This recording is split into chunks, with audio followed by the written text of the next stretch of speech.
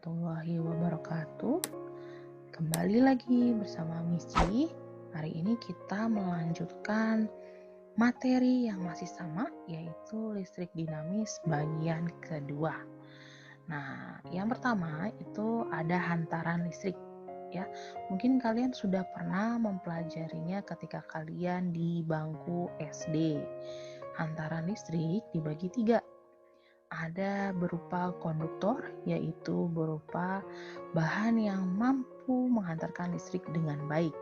Nah, ini contohnya berupa logam, ya. Ada tembaga, kemudian ada aluminium, ada besi, ada kuningan, ada emas, ada baja, dan lain-lain, ya. Untuk isolatornya merupakan bahan yang sangat buruk menghantarkan listrik. Ini contohnya adalah gelas, kemudian ada plastik yang keranjang, ada juga balon atau karet ya, ada kayu, ada kain, ada tisu, ada penyumbat botol, ada benang, dan lain-lain. Nah, untuk semikonduktornya itu adalah bahan yang pada suhu rendah itu bisa bersifat isolator, sedangkan saat suhunya tinggi dia bersifat sebagai konduktor, yaitu ini adalah contohnya IC yang biasa digunakan pada sirkuit komputer ya. Oke, yang kedua, selain pada zat padat, ternyata hantaran listrik juga bisa terjadi pada zat cair.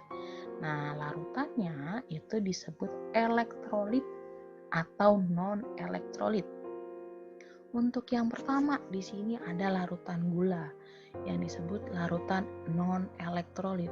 Artinya pada saat dicelupkan, ini dia tidak menghantarkan arus listrik, artinya lampunya itu akan padam.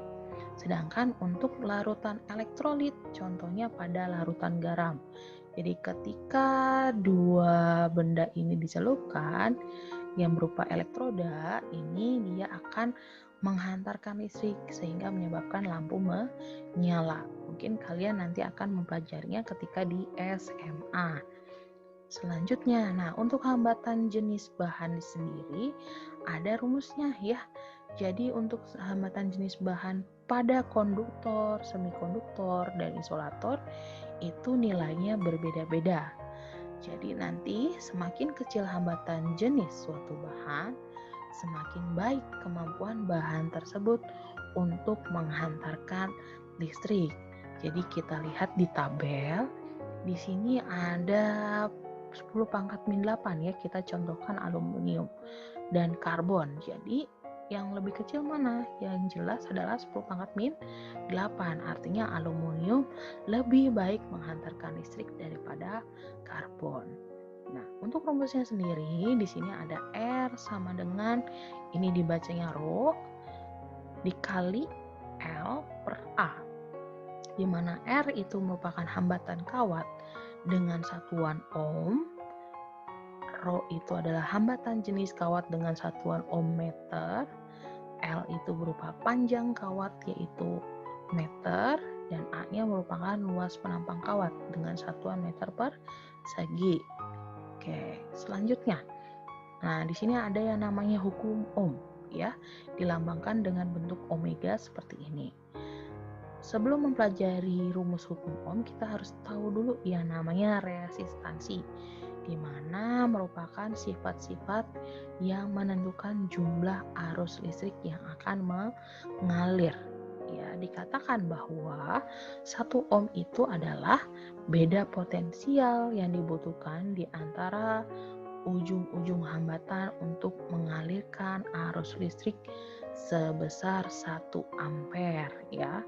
Di sini ada keterangan rumusnya dengan V itu merupakan tegangan yang sebelumnya pernah kita pelajari dengan satuan volt, I itu adalah kuat arus listrik dengan satuan ampere, dan R merupakan hambatan dengan satuan ohm ya. Di sini Miss berikan rumusnya ada 3 ya. Kalian bisa membentuk segitiga seperti ini supaya mempermudah dalam penghafalan. Di mana V itu sama dengan I kali R ya. di sini adalah satuannya. V volt itu satuannya V, I itu satuannya ampere atau A, R-nya sendiri atau dari kata resistansi itu satuannya ohm ya, atau omega seperti ini. Nah, kemudian untuk mencari I itu sama dengan V dibagi R. Sementara untuk mencari R, ini kalau pakai segitiga kita tutup R-nya yang dicari ya, berarti nanti V dibagi I. Nah, dalam gambar ini akan seperti ini bentuknya, di mana R itu berupa hambatannya ya. Kemudian di sini ada voltnya, biasanya menggunakan baterai, dan juga di sini adalah arusnya, arah arus listriknya dari positif ke negatif. Oke, kita ke contoh soalnya ya, dan juga ada latihan soalnya nih. Nah, jika diketahui di sini ada arus listrik ya dengan besarnya 0,3 ampere. Kemudian di sini ada voltnya adalah 1,5 volt. Yang ditanyakan adalah berapa hambatannya. Kita nggak tahu di sini ya. Berarti kita langsung saja menggunakan rumus R sama dengan V dibagi I. Di mana V-nya itu adalah 1,5 volt, RI-nya adalah 0,3 ampere. Jadi hasilnya adalah 5 ohm, atau kamu bisa menuliskan bentuk seperti ini omega. Jadi sama saja. Nah, di sini diketahui jika jumlah hambatannya lebih dari 1, jadi apabila bentuk ininya lebih dari 1 dengan letak yang sejajar, maksudnya sejajar itu berarti dia lurus ya, lurus pokoknya dalam satu garis, mau belok atau tidak dalam satu garis itu, maka kalian bisa menjumlahkannya langsung ya. Begitupun dengan voltnya, ketika ada banyak nih voltnya nih, ada 5, berarti kalian tinggal jumlahkan saja. Nah, supaya kalian lebih paham, silakan kalian berlatih. Ya, di sini ada R-nya 200 ohm dengan I-nya 5 ampere. Yang ditanyakan berapa V-nya. Oke, seperti itu. Cukup sekian dan terima kasih. Nanti dilanjutkan untuk materi selanjutnya. Assalamualaikum warahmatullahi wabarakatuh.